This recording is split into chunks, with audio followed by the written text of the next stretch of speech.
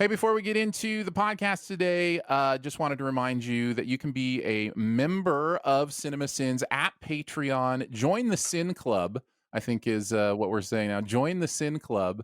And there's lots of fun reasons to do that. Among them, the idea that you get even more bonus podcast amazingness every month. Both the SinCast podcast as well as Behind the Sins podcast talk about a certain topic picked by you, one of the members, and that comes right into your own personalized podcast feed. Lots of other fun stuff comes with being a member of the Sin Club. So go check it out at Patreon. It's patreon.com/cinemasins, and you can check out all the details there. And I'm just so happy to hear somebody yelling out "rightful rudder." It makes me hard.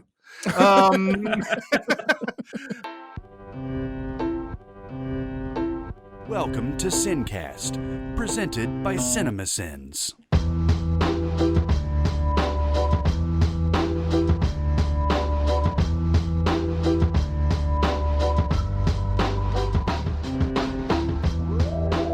All right, everybody, welcome to the SinCast. This is Chris Atkinson from Cinemasins, joined by Jonathan Watkins from Cinemasins. Hello, hello. And from TV Sins and various things, Aaron Dicer. Hi to Lee Hosen, Arenos.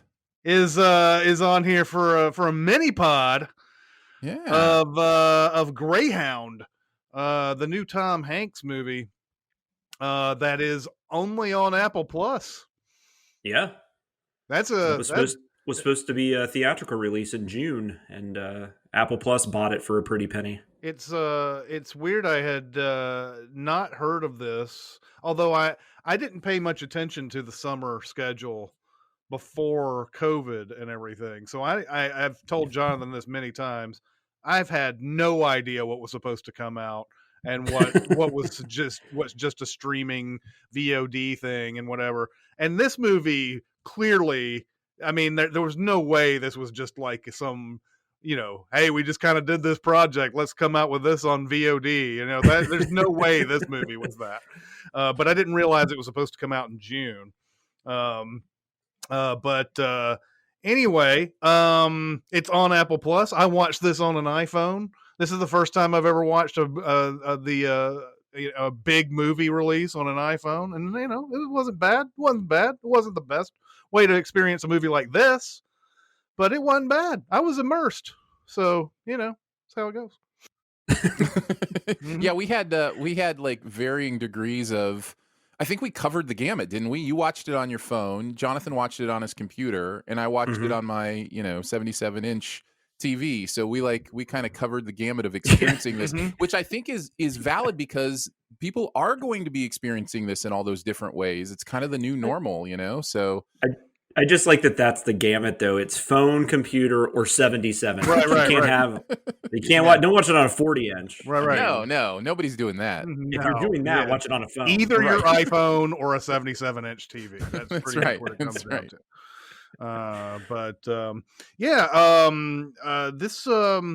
This movie. Let's go right into it. I think because I had no idea what this movie was about at all before I came into it. But I don't know, man. I had no expectations, but this movie really got me excited. Like I was excited. I like to get in. Like I could get into some Barrett territory here, where it's like this really tweaked my nipples or something like that.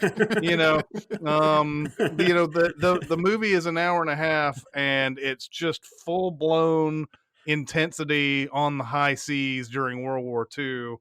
And I'm just so happy to hear somebody yelling out "rightful rudder." It makes me hard. Every time I hear that, I'm like, oh my God, the action has started. I very much liked this movie. I liked it. I loved it. So if I understand correctly, this is based on a book called The Good Shepherd by I think it's C.S. Forester. So this isn't an actual event that happened, but it's based on events. Like it's based on events that happened, I guess, right? I think it's how they're kind of saying it. I think historical fiction. Yeah, I think how they're saying is it's based on a real situation, not necessarily like that these events happened, but boats did have to cross, that expanse and not be protected by air cover, for a Yeah. certain amount of time. So that is a real situation that happened. And then everything inside this is fiction, but it's kind of based on that historical accuracy. Mhm. Yeah, so should we talk about that? I guess so. It's what it's about. I guess for if anybody's listening to the non-spoiler part that hasn't seen it, it's what Tom Hanks is. It's his first crossing, right? It's his first like ship, right? Yep. And First his command. character, Yeah. and he has to. Poor dude has to leave Elizabeth's shoe to go. I know. To go do this. And how weird is that, by the way? I was thinking about that. Like Elizabeth Shue, like, like Ralph Macchio's girlfriend. Yeah. And, and now she's Tom Hanks's girlfriend. Yeah. Like 35 years later or whatever it is. Yeah. It's so weird. Anyways, so he's leading this ship across this territory. He's leading a convoy, right? And it's I got the impression it was ships from different countries, right? Because there was like a Greek ship and Well, right? I think you're dealing with just crossing the Atlantic. They're coming into contact with other merchant ships, different things like that. But his responsibility was for that American convoy, and then also 2 British naval ships, I think, were in that convoy as well, Right. coming back across. Yeah. And then there's these the German U-boats are kind of tracking them and causing some problems. And then it's 90 minutes of them trying to evade these U-boats and also attack the U-boats themselves, I guess is kind of the simplest way to put it. You may have said this, and forgive me if I've missed it, but these boats are delivering supplies to Europe, basically. Where Yes. they have, and I guess it's a wide variety of supplies. It's ammunition, it's food, it's medical, all that. Yeah. But yeah, the movie sort of starts off with Hanks talking to Elizabeth Shue, and they're sort of on the verge of getting married and everything. But he's going to do this. He's going to have his first command over this convoy and everything. And the first 10 minutes or so, you're like, okay, kind of easing into this. And then suddenly it's just nonstop after that.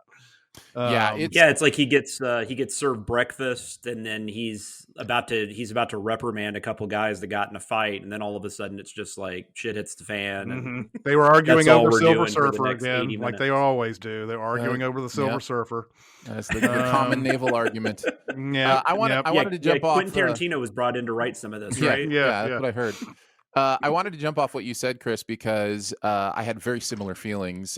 This movie owned me in a lot of ways. I really enjoyed it. And as I'm watching, especially toward the end, I'm just thinking Chris is going to love this movie, if for no other reason, how authentically naval it feels. Like, it just feels like, Tom Hanks did his homework, right? Because he wrote this script too. And he's thinking about, here's what they actually say, here's who they actually are. You just feel the authenticity of the transmissions, of how it worked, all that kind of stuff. And it felt so real. It just felt like you were really on the Greyhound. Yeah. One way, there's a lot of little nice tricks I felt like they did in this, where they made things really just on that they really ramped up the intensity. When you have somebody like the guy who's doing the sonar, he's like, I have a contact bearing so on and so forth. About halfway through what he says, the person relaying the message starts relaying his message, and then gets about halfway through his when there's another guy telling his message over. And so there's none of this waiting, like, I have a bearing contact, blah, blah, blah, blah, blah. Okay, he says he has a bearing contact, blah, blah, blah, blah, blah. Oh, he has a bearing contact. Oh, it's like he starts saying it, then it goes straight to the radio, then it goes to the captain's ears. And they do stuff like that, and it's just nonstop, like this constant, and then you start getting into the head of Captain Krause in this whole thing. Like, what do you have to do next? What do you have to constantly be thinking about during this whole thing? Because there's these U-boats, they can't really detect them in a normal manner. They're just kind of, they're listening for like machinery and propellers and stuff like that underwater. And a lot of times they're not able to hear that.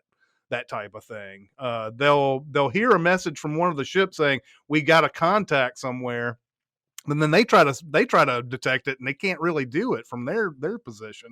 You have to think about that World War II technology back in the day too, like how the message isn't getting there as fast. But it's just constantly, yeah, exactly what you were saying, Aaron. Like, it feels super authentic. Like you feel like you're like, this is exactly how it would go. Even authentic down to the moral decisions they're making. The idea of, I have to decide, do I go save this ship or pull these people out of the water, or do I go do this or do, and it's like, those are actual decisions that human beings had to make. Can you imagine having to make a decision about whose life is more valuable, or which, like, it's just like, I am personally grateful I've never had to be in that position. Yeah. And it's just, so seeing it in a movie like this brings it home to me, kind of those moral quandaries of, human beings had to make those calls, and man, I just don't know how you do it. Yeah. And it all comes down to, you've got your mission that you're trying to, you got your mission, but you also have, a sort of a, I don't know, a moral side to a lot of things too. So like, but nothing trumps the mission. So you have to like, can I get away with doing this right now? And that's, you have to make these cold decisions on these things. But yeah, I don't know. There's not much to spoil really, but I'm going to go ahead and give this one a full on A. This is I really wasn't expecting this much of a great movie. Actually, I didn't know what I was going to expect, but I didn't think it was going to be this. Wow. Jonathan, I don't feel like we've heard any of kind of your thoughts on the movie at all. I liked it. I definitely don't think I'm on the same level that you two are, because of the way this movie is told and the way it's done. I mean, you obviously don't get a lot of room for characters and, character depth and stuff like that, which is probably just something I, when I go to a movie, I kind of prefer. But so I just don't know if this movie, I don't know. I really enjoyed it, but I'm definitely not on that level. I'm in the B territory. So it's a very solid, good movie, in my opinion. It moves very quickly. Obviously, it's only 90 minutes. I love these like real time type scenarios. And obviously Hanks definitely did his homework, because there's a lot to take in, to the point where I got confused and had to rewind and make sure I was hearing things correctly. But that's okay. There's nothing wrong with that. No, it is. Okay. I love the look. I love the look of it. I really, really enjoyed that. The water itself, like, I've never seen, in my mind, I've never seen water shot like that menacing. Like, that water just looked, I mean, I'm also kind of terrified of like the ocean and stuff, so that probably doesn't help. But like, that water like legit scared me. Like, I can't even imagine, if anything happened to where you got thrown into there. And it was just so expansive, and there was just nothing for miles, and just that kind of fear of isolation. They were out there on their own. And then there's a few moments that we can talk more about in spoilers, I guess, that really hit me in the right way. But yeah, I'm going to give it a B. I thought it was a good movie. There's nothing nothing really wrong with it, but just didn't quite get to that love level. The spoiler section, I think, will be for kind of those moments in the movie that you experience. But no, I'm actually kind of with you, Jonathan. I'm at around an A-, somewhere in that range. I think there are two ways this movie might miss you. Number one, like Jonathan said, it is very technical, and we kind of talked about the authenticity. And so, if that doesn't appeal to you, there is a lot of that here. So if you're not somebody who likes that kind of stuff, it could feel a little bit like, reading an instruction manual at times. There's that level of trying to keep up with the technical aspect of it. That's not fair to the movie, in my opinion, just because it's much broader than that, and it's adrenalizing in a way that a manual isn't. But I think the more salient point you made has to do with the character development. This movie is about one character. It really is. It's all about the Tom Hanks character. And I'm okay with that. That's why I love the movie. I love the movie for doing this, but it can make it feel a little bit shallow, I think. And especially if you're not connecting to that character, then it very much just becomes informational. It becomes very plot driven. It becomes very much about, the actual action and events that are happening. But I connected enough to what I think they were saying with that primary, pretty much only developed character in the movie. I connected enough to what they were doing with that I still, loved the movie. But I think that's another possible downfall is it's really focused in on the captain character to the exclusion of the crew. And in fact, I heard Tom Hanks talking about this in an interview. He actually wanted to replicate the authenticity of how there were different crew members on different shifts. And at the end of the day, the studio or the notes process or the production process or whatever was like, no, we really kind of have to stay consistent with the same faces, or the audience is really going to get confused about, why is this person doing the sonar during these hours and this person doing the sonar during these hours? So yeah, he was really focused on the authenticity and the technical aspect of it to the exclusion of necessarily the character aspect of it. Yeah. I think Hanks is great too. And I think one thing I love about his career, I rewatched Dragnet the other day, which is from 1987. So that's like a very different era of Hanks where he's basically just doing comedies. And I remember watching that and thinking like, oh yeah, I kind of miss this Hanks. But then you watch something like this and it's just really cool. Like just he knows his strengths better than I think just about any actor. And he knows what he can do well. And I just think I don't know. I find his career fascinating, and I love that we've gotten all these different versions of him throughout the years. And I think he's playing like with this and like Sully, which I think is actually kind of an underrated movie. Or maybe people love that. I don't know. I really like it. And even like Bridge of Spies and stuff like that. I just feel like he's picking the right vehicles for him. And he always makes the movie more interesting than, even if it's not that good, he's always going to make it, a lot better just by him being there. And this is definitely a good movie, but I think he's excellent in this role. So Hanks, I was definitely on board with him. Hanks always has his always is leaving his girlfriend before marrying her, isn't he? He's always doing that. Well, in Dragnet, he's just a slut. So yeah. But like he did that in Castaway. Obviously, Sleepless in Seattle, he's away from his potential girlfriend, from 3,000 miles away from his potential girlfriend in that movie. But I don't know if it's as prominent as his peeing is in movies. But it is a feature that happens quite a bit. He leaves the girl he loves, and the peeing thing was a cracked thing that I had read, but this thing right here.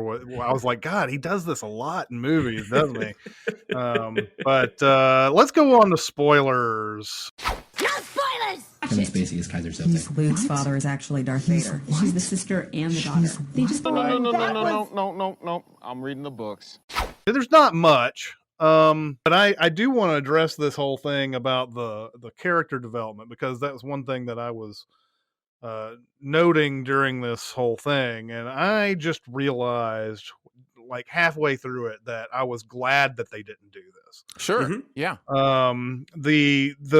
There's a point, even like I think it would have been tremendously inconsistent if they kept showing him getting piles of food that he never ate, and then like for 10 minutes went down into the hull somewhere and found some guy to start talking about his feelings and like what he needs to do when he gets back, and like all this stuff, and then he dies in one of the attacks or whatever.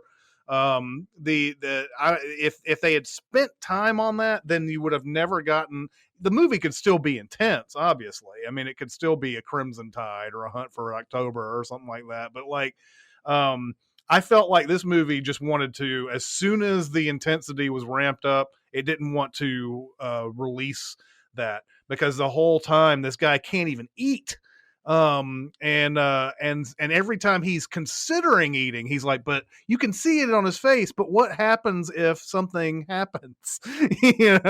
Like what do I mean, if I start eating, then those are precious seconds I may not get back if I need to run back up to the deck and everything. So I was actually glad that it wasn't like that. I think we could have maybe gotten into a couple of characters. There's some familiar actors I've seen before. The guy who plays the sonar guy, he's in that is it that Love movie? The Gaspar Noé's Love.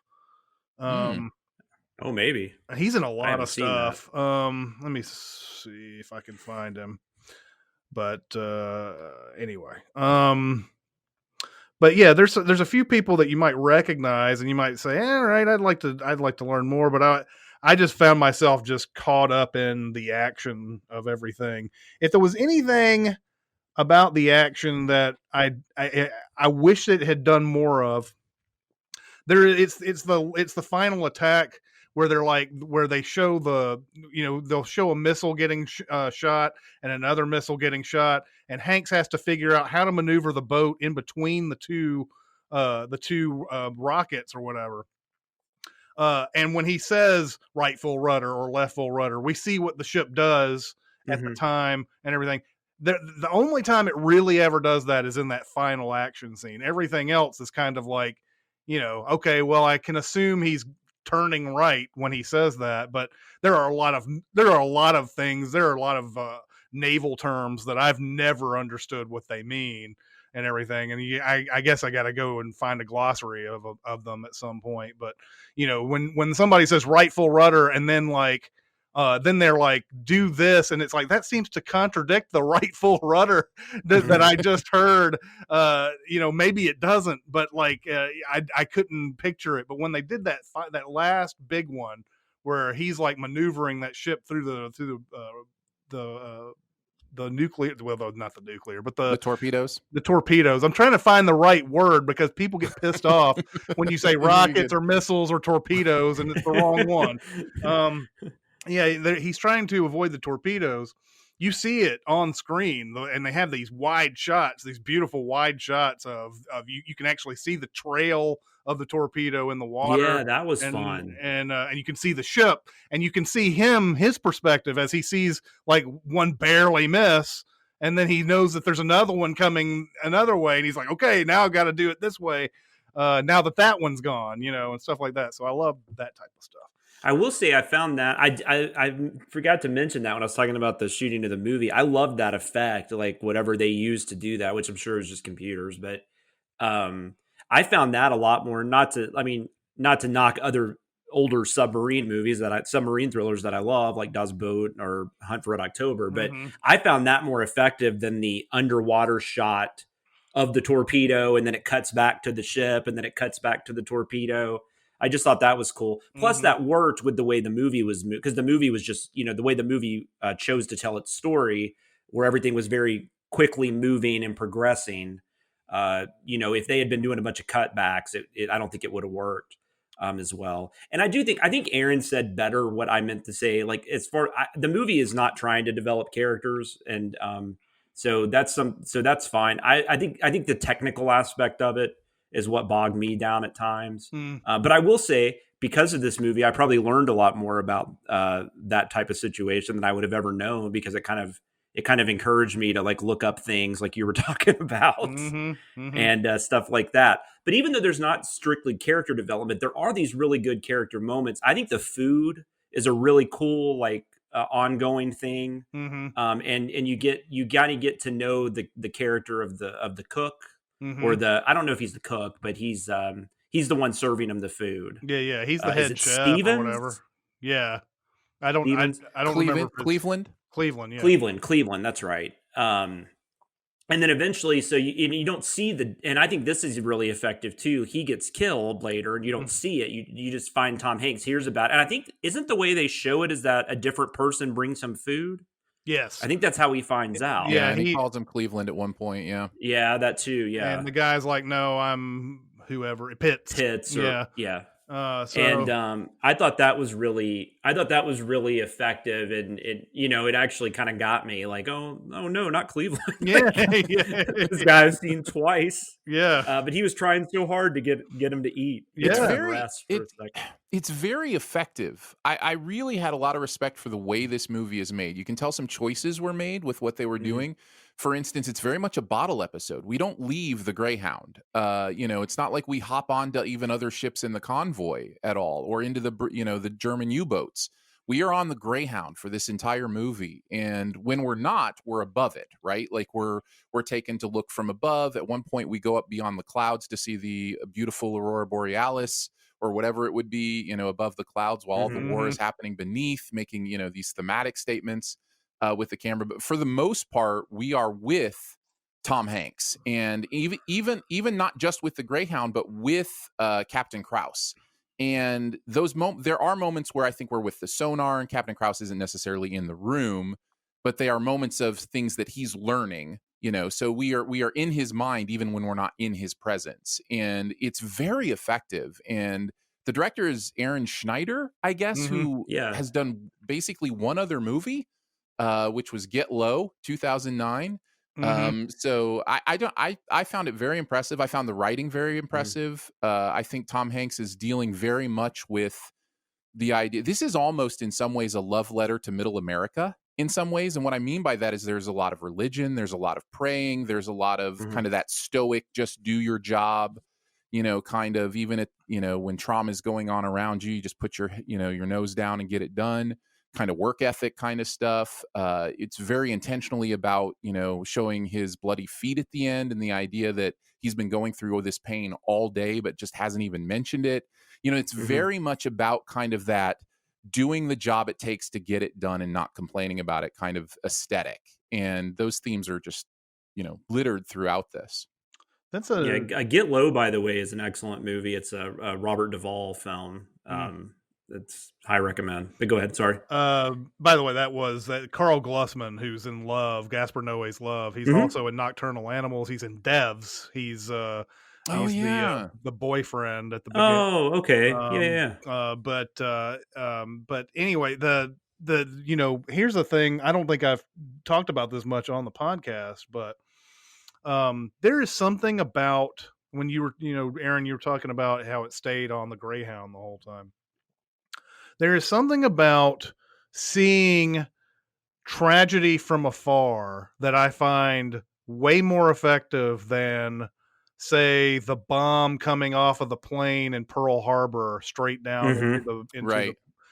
There is something I've always found more intense about that, because I don't know what it is. I don't know if it's because I've been trained that way. If you think about news programs that you've ever seen in your life where some horrible tragedy happened and they just show this ominous house in the background, and you're like, oh my God, a whole bunch of tragedies just happened there, and you just let your mind wander about it and everything.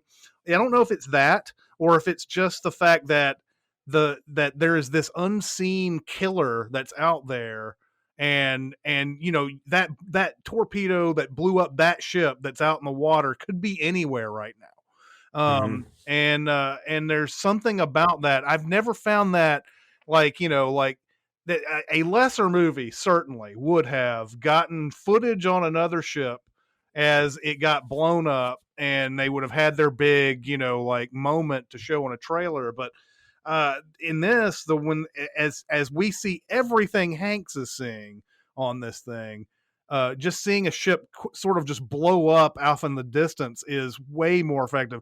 Every time somebody shoots a distress missile too is another big moment in these movies, and it happens enough where you're like, oh my God, you have to be on your toes constantly in this thing.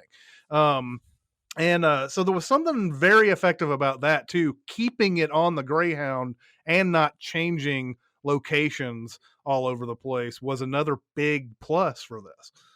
Yeah, and I also liked, you were talking about the explosion in the distance. I don't know if this was the scene you were talking about, but this was probably my favorite scene, was when he had to choose between rescuing the people in the water or immediately going to the aid of the ship asking for his assistance. And he chooses to get the people in the water first, which ends up only being not that this shouldn't matter, but it only ends up being 4 people. Mm-hmm. And then you see the ship blow up. So probably quite a few more than 4 people die on that ship that blows up that he didn't go rescue or didn't go aid. So, you kind of see like those decisions that are having to be made, like you and Aaron, were talking about earlier, up front and close. And there's even, you've got that whole bit too, where I don't know what his actual job is on the ship, but he's the one that's, he figures out, or is this the guy you were talking about from Love, the one that figures out that they were decoys? Yeah, I can't remember if he's the one. There's another guy on there who says I was on a ship before that dealt with these before, and I should have known it just by the sound that it made or whatever. And he was really. That's another thing about this movie. Is just the fact that you are going to make mistakes. It is a tendency in an action movie to have somebody like Hanks or the crew or somebody like that to be perfect in everything that they do. And they're so perfect that, this bad guys thought they could get it over on these guys, but these guys are too smart for them. There are mistakes made in this, but they're not looked at as, oh God, what a asshole for making a mistake. It's more like, well, that's the type of thing that's going to happen at times. It's, you're not judged based on mistakes. Obviously if you got sunk or if you did it was a complete disaster out there, then you would be. Yes. Yeah. But I think you get sort of points as respect points by not probably it into a disaster, by doing enough of the right thing to the point that, hey, some people died. He probably could have done this or that, but when you're out there, you don't know what the right decision is going to be all the time. It's kind of the thing that you're talking about with, you brought up Sully, which was the thing that, that at the end, all that stuff that didn't really happen in real life, but was still fun to go through. People who like to criticize what Sully did and everything weren't like all the flight simulator people knew exactly what had happened, like knew every detail. It's like, well, what if you didn't know this? And what if you didn't know that? Then how would you react? And of course, nobody could pass the simulation once they didn't know these other things. It's the same thing out there. And that's what I liked. It's like you kind of own up to your mistakes and you try not to make it a disaster. Yeah. This is a commander who is leading in humility in a lot of ways, which I really love, because you don't often see that with your hero. Like you said, they're more kind of invincible, there's a masculinity to them. And this is somebody who, when, a crewman is struggling, just says, remember your training, boy, or whatever he says in that moment, which I thought was beautiful. And then in another moment, his crew is celebrating the death of this sub and just be like, yeah, kill the Krauts or, whatever. And he's like, we got 273 of them. And he just simply states like 273 souls, and you can tell there's an element of, in him, that humility of, don't forget those are human beings too, but he's not judging them for celebrating. He's not like, doing the big speech and coming down on them that we're used to in movies. It's just a very simple statement that says everything. And I think that's kind of really the interesting uniqueness of this character is it's not the same type of leadership we're used to seeing in these kind of movies. It is very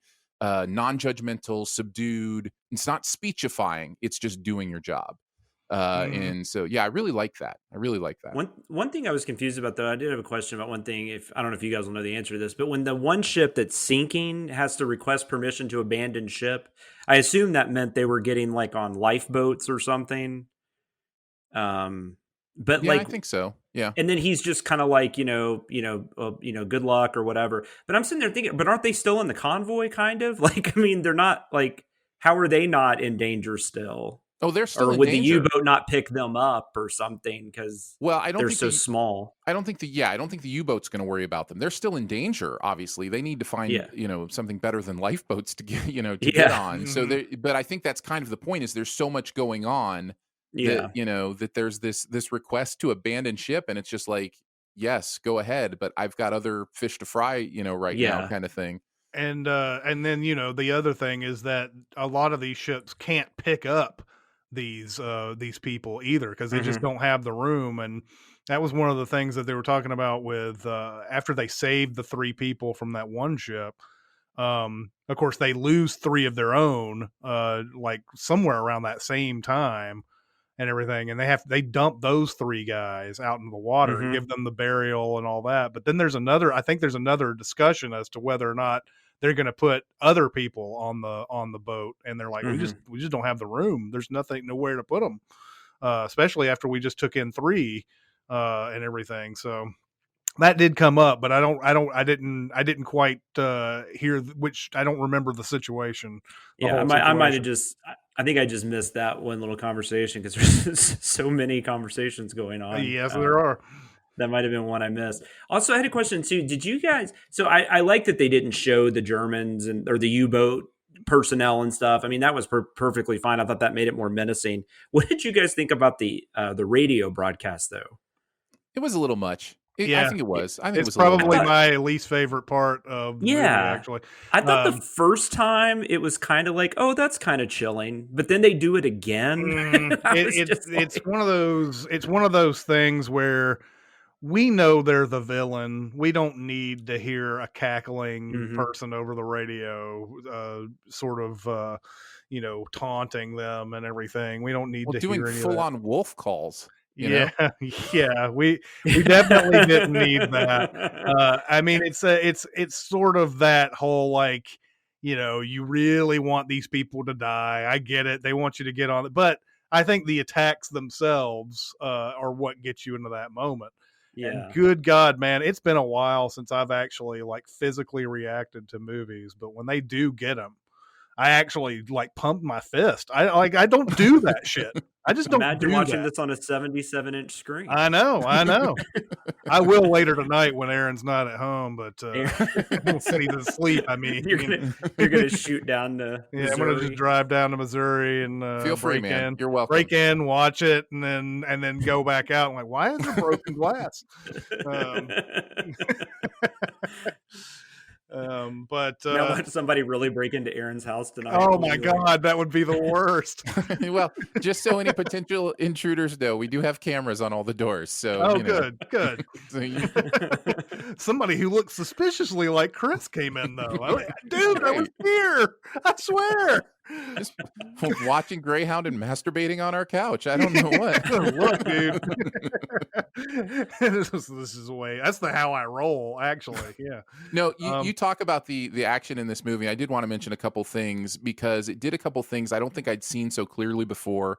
One is the artillery. I felt like I felt the artillery in this in a way I haven't felt it before in a movie. The idea of when the friendly fire kind of runs through their ship was incredible. The bullet that skipped off the water. Yeah. And, I'd never seen that. Yeah. Never. Yeah, and that's something that somebody has probably talked about before, but nobody's ever like tried to put it in a movie before, and finally we have something like that. Because I don't, and I haven't looked into it. I'm sure it has happened, but it was really cool to see that on screen. It was really cool.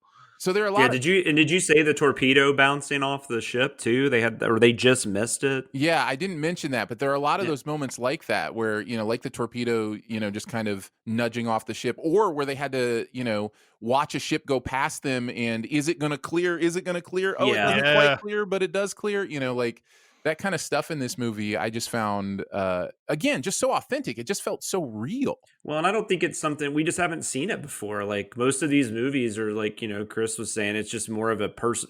I mean, part of what Chris was saying, but it's just more of a, I don't know. It's just more of a wide kind of thing. It's more broadened where everything is kind of far apart, and we're looking at individuals doing certain things, and this was just like chaos.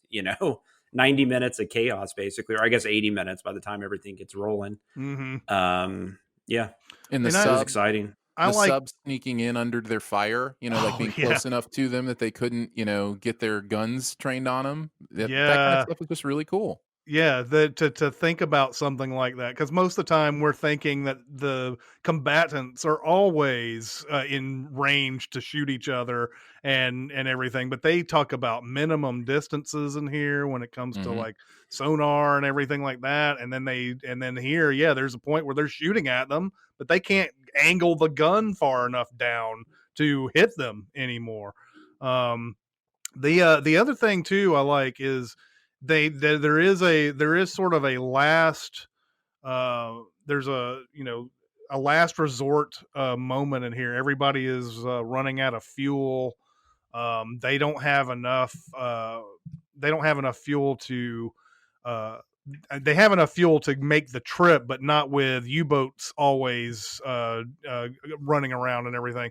They're 24 to 36 hours away from the point where air defense comes in, and he doesn't want to do it, but and I think in a way you're almost like you feel like you're admitting failure when you call in help and everything. It's like, is there a way that I can take these boats somewhere in a short amount of time and you guys can come out and help us? Is another great moment in this movie for me. Because that most of the time when we follow the one man and only one man can do this, they figure some other weird thing out that we're just going to have to hunt them down. That's just the way it's going to have to be because we can't survive this. But he calls in the help, and a 24-hour trip, it takes about 3 hours to get to a spot where he needs to. I was just thinking, like, when the U-boat comes up, Tom Hanks jumps on it or something. Yeah, exactly. Yeah, and runs into and somehow pries open the door and goes down there with his little pea shooter and starts blasting away. But there are a lot of cool little conversations like this that just when you think about them afterwards, it's really cool. They're so effective. But he's talking to the guy and he's just I guess they didn't want to ask for help. B, they don't want the Germans to know the U-boats to know that they're in that dire of straits. So they're going through that whole thing. We don't need to say urgently because that help is urgent. And he's like, then we can just say help. It's just like that. It's just a really cool little moment. Well, and not only that most of these movies wouldn't have. Right. And not only the fact that use the correct terminology, but short enough that they can't pick up the message. Stuff that I never have thought of before. There are so many things in this movie I've never seen before or heard before. That is a mark of a good movie to me. So that it's great. I love it. I can't wait to see it again. I can't it just felt like a B. I don't know how else. I can't quite. Look, Jonathan, you're wrong. Obviously, take the L. I know. It's terrible for somebody just to like a movie. Yeah, exactly. Yeah. If you just like this movie, do you really like movies? If you only like this movie. Also, I've noticed on Twitter a lot of people in some of these reviews I skimmed, people were calling this a dad movie. Does that term bother you, Aaron? That irritates the crap out of me when people say dad movie. Okay, so I've thought a lot about this week too, because primarily this is coming from the website The Ringer, which I do listen to some of their podcasts and read a lot of their articles, and they did a huge thing on the best dad movies, and they're talking about it in their podcast and that kind of stuff. And then also, I think the Slash Filmcast also had a conversation about. So it's definitely in the air right now. So I've been thinking about it. It doesn't offend me. I get what people are saying, but there is an element of dismissiveness to it that I think feels a little icky. There's an element of dads who don't really understand plot and intricacies, and they just want action and heroes, and I'm just like, well, I don't know that it's that simple. But also, how much are you and I thinking about World War II? At this point, wouldn't this be a granddad movie? Well, first off, I think it's incorrect. Well. I don't think that when they bring that up, that they're thinking they're thinking about the setting. It's just it's what happens. No, I know. But yeah, there used to be a thing on TBS called Movies for Guys Who Like Movies or whatever, and it was always Rambo and Cobra and all these movies that were they were always like a Friday or Saturday night that they would play them and everything. This movie isn't as dumb as those movies are. But I can see what they're saying. It's all about ooh, look at that, the technical aspects of a ship and all that. It's like I sure can't wait to watch this without my wife. That type of thing. Yeah, I guess some people like just, haven't just added. It's like I read a review on IndieWire that mentioned it. It was very much in a negative connotation. Like they were making fun of. It's kind of like how like hair metal, like kind of pisses off a lot of fans and a lot of the bands it pisses off because it definitely, even if it started off as more of a fun thing, it started off very negative. It kind of turned into a fun thing. Mm-hmm. But it's not a big deal. I don't know. It just, every time I hear that, I just feel like it's like people are just dismissing the movie. Immediately. Yeah. Well, and of course you've got other connotations like dad jokes or dad this or dad that. And so there is kind of an element of lowest common denominator to it that is a little bit dismissive, but I don't, whatever. Yeah, I mean, to just dismiss this as one little like a particular subgenre of like an audience, like an only a particular audience can like this is kind of stupid to me. I mean, it's not it's not a dumb movie. That's the thing. Like if it were dumb. Like I could see, like you could say, well, this is a dad movie. Dad just wants to have like something. Midway, right? Like the movie, Midway that just came out. Exactly. That would be more along the lines of what they're saying there. And it always seems like to me, at this point, we're just trying to find some sort of fun angle, quote unquote, to write our think pieces on and everything. And this does not qualify as any particular. To me, doesn't qualify as only a subset of human being can enjoy this movie. Well, literally, this movie, Hunt for Red October, Das Boot, they're literally a subgenre of movies. So exactly. They literally are. That's right. U571. Yeah. Dad jokes. And dad jokes. And earlier you called this shallow. So I mean, a lot of things about this. So. All right, so what did you guys think about this movie? Go to SinCast, presented by Cinemasins on Facebook. We're also on Cinemasins Twitter, Music Video Sins Twitter. We're on SoundCloud, and we're on Discord. And if you want to get on Discord, you can go to our Reddit page and find a link on the right side, or you can go to the Facebook and message me privately, and I can give you a link there. Where can people find you, fine fellows? You can reach me on Twitter at SamLoomis13. And Aaron and I, along with Danae Hughes, we do a little podcast every week called Behind the Sins that you can check out every Thursday. If you love the Sins content and want to see kind of what goes on behind the scenes, check out Behind the Sins. We release that every week, and you can check out all that fun stuff. All right, that'll do it for this mini pod. It's Chris Atkinson, Jonathan Watkins, and Aaron Dicer. We'll see you next time. Thanks for listening. Comment on our episodes on our SoundCloud page. Check us out on YouTube, Twitter, Facebook, and Reddit.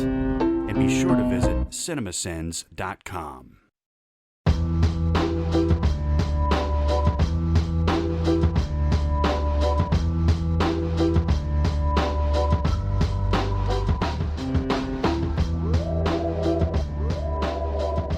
Yeah, what causes these weird like changes whenever you do anything? Like that's the weird. There's some sort of setting that you've got. That's the problem with computers, right? Is that you have a setting somewhere that does something like that. Like if this happens, this is what we're going to do, but you don't know where the fuck that is to change it.